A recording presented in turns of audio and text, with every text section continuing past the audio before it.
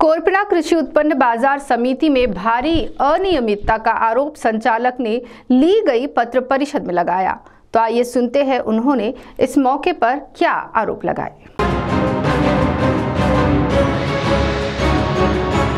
कृषि उत्पन्न बाजार समिति कोरपना के संचालक सुनील बावले ने आज एक पत्र परिषद ली।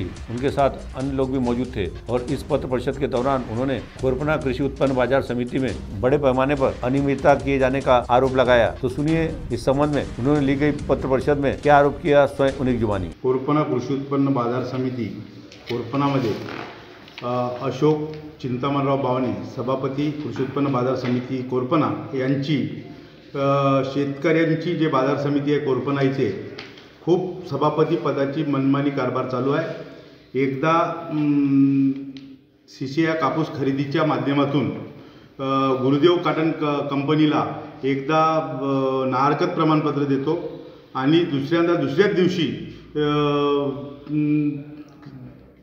कॅन्सल म्हणून देतो। ही अशोकराव बावणे यांची मानसिक स्थिती बराबर नसल्यामुळे आणि कोरपना बाजार समितीमध्ये भोंगळ कारभार आहे।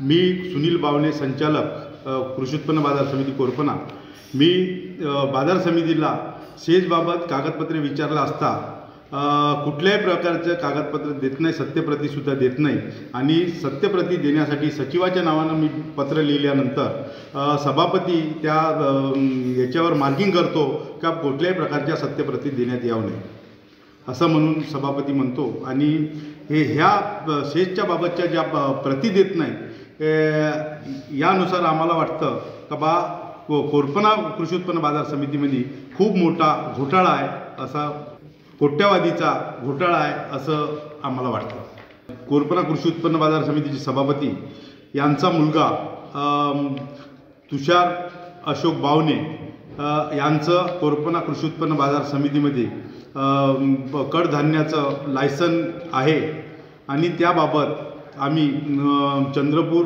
DDR ऑफिसला एक अपील दाखल केलेली आहे अपात्रची आणि त्याबद्दल त्या ठिकाणी केस चालू आहे। येत्या 26 तारखेला त्याबाबतचा रिझल्ट आहे आणि ते केससुद्धा त्याबाबत चालू आहे। CTV के लिए वैभव यारकर की रिपोर्ट।